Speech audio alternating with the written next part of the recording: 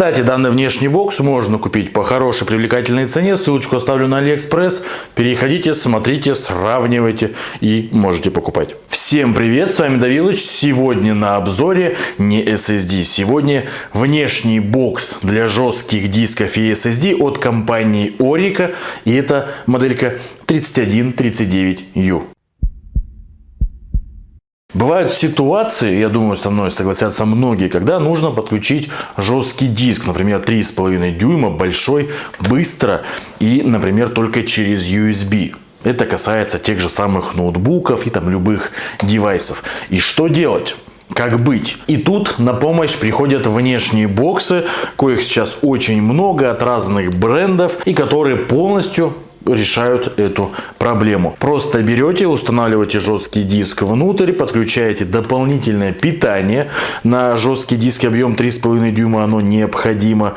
Подключаете USB кабель, подключаете к ПК и вуаля, все данные у вас с жесткого диска доступны на вашем устройстве. Да, так делают все. Но у компании Orica есть интересный внешний бокс, который сегодня на обзоре. И самая главная фишка этого бокса — это, конечно же, прозрачность. То есть вы установили жесткий диск внутрь, и вы всегда знаете, какой жесткий диск у вас находится внутри. Вам не придется разбирать, снимать крышку, смотреть, что же находится внутри. Потому что видно все и так. Если у вас много жестких дисков, а у меня, например, их 3, таких вот 3,5 дюймовых, то сразу же можно понять, что подключено и с каким жестким диском мы имеем дело. Но также очень важно понять, как сильно у нас снижается скорость при подключении через USB, потому что сигнал у нас от SATA конвертируется в USB, и нужно понять, какие потери будут при, допустим, записи либо чтении с жесткого диска, установленного внутри. Именно поэтому сейчас давайте сделаем тесты на жестком диске и на SSD, и все с вами узнаем. Ну и для начала давайте мы с вами сделаем тесты при SATA подключении наших накопителей. Тесты будут проводиться на накопителе E.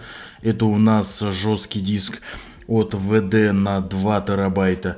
И это у нас накопитель G. Это SSD Samsung 860 EVO, тоже на 2 терабайта. И мы с вами сможем потом сравнить, какие скорости, какие изменения будут у нас по USB подключению. И первый тест Crystal Disk Mark — это на нашем жестком диске E, который заполнен на 92%. И поэтому максимум скоростей на жестком диске мы не увидим, потому что накопитель у нас заполнен, а самые высокие скорости у нас на пустом жестком диске, потому что считываются данные с внешнего радиуса диска внутри.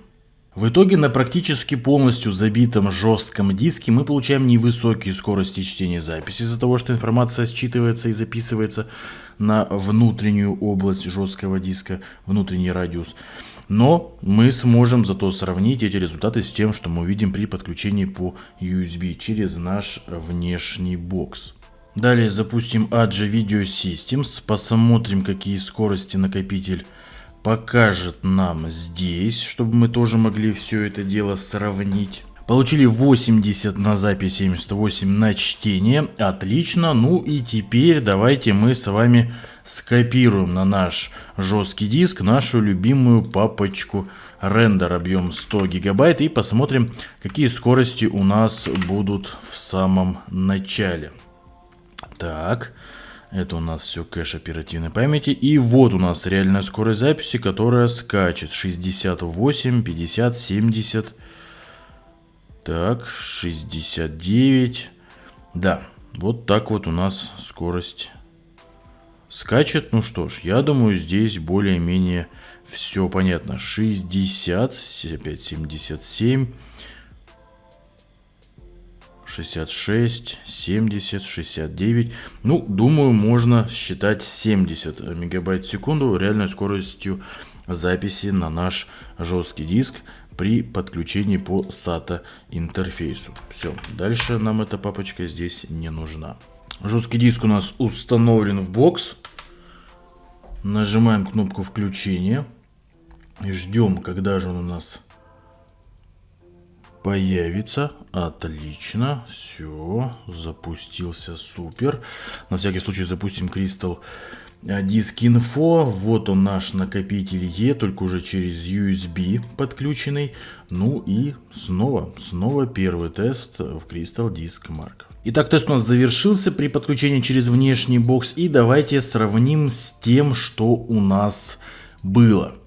И скорость чтения у нас на удивление выросла, скорость записи стала ниже на 20 мегабайт в секунду, здесь ничего критического нет, а скорость случайного 4К осталась на прежнем уровне. Давайте посмотрим, что же у нас изменилось на тесте Adja Video Systems. Что у нас будет здесь с нашим накопителем E. Ну и здесь у нас тоже изменения есть, но они не критические, потому что было у нас 78 на чтение, 76 у нас стало, и 80 была запись, 67 стало. Здесь тоже ничего необычного. Что ж, давайте посмотрим, как накопитель покажет себя на записи нашей любимой папочки объемом 100 гигабайт. И мы посмотрим, что же у нас изменилось. Напомню, скорость была у нас 70 мегабайт в секунду, реальная скорость записи. Сейчас у нас скорость упала на 20 мегабайт в секунду. Так, на 19. И это 50 мегабайт в секунду. Что ж, мы увидели с вами разницу. Да, она есть. Что ж, такие вот результаты. Ну и, конечно же, давайте перейдем на официальную страничку нашего внешнего бокса, где мы с вами увидим модельку. Так, поддерживая емкость до 10 терабайт, у нас можно использовать жесткие диски. Тип дисков SSD, SATA SSD, но у меня SATA не получилось. Так, внешний интерфейс, SATA 5 гигабит в секунду. Собственно, все, в принципе, здесь максимально просто. Оригинальный функциональный корпус, да, действительно так. Необычный корпус, наверное, установка диска за 3 секунды. Совместимость со всем, чем только можно. Поддержка протокола USAP и тесты на скорость. То есть, как у нас скорость чтения и записи в этом боксе работает. Но, к сожалению, у меня с SSD этот внешний бокс протестировать не удалось. Тесты сделаны, результаты получены, и мне после тестов стало обидно. Обидно, потому что SSD Samsung 860 EVO не заработал в этом внешнем боксе. Хотя жесткие диски без проблем работают, и здесь никаких вопросов у меня нет.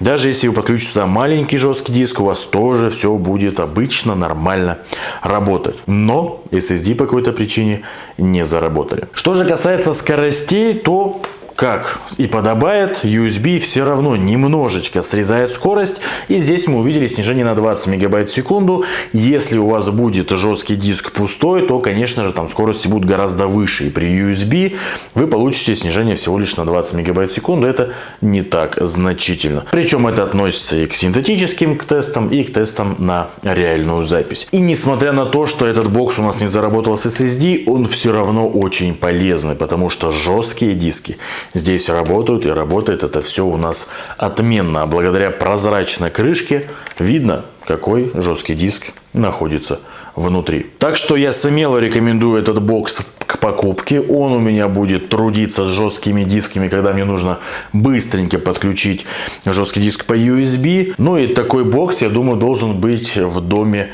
каждого пользователя, который имеет у себя, допустим, жесткие диски, которые в данный момент не подключены, и иногда их приходится подключать. Да, здесь есть и еще один минус, это крышка, то есть она достаточно легко у нас открывается.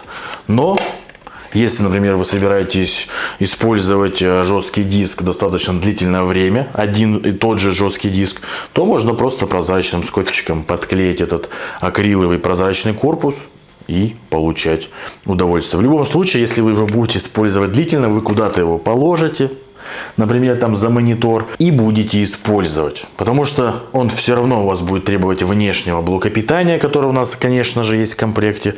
И он будет у вас вполне себе корректно работать. На этом у меня все. Ставим лайки, подписываемся на канал, вступаем в группу ВКонтакте. Не забываем про сайт ProSSD. И увидимся на новых обзорах. Пока-пока. Ну и для тех, кто до сих пор не знает, сколько стоит этот внешний бокс, ссылочку на AliExpress оставляю под этим видео. Переходите, смотрите, сравнивать. Смело можете покупать.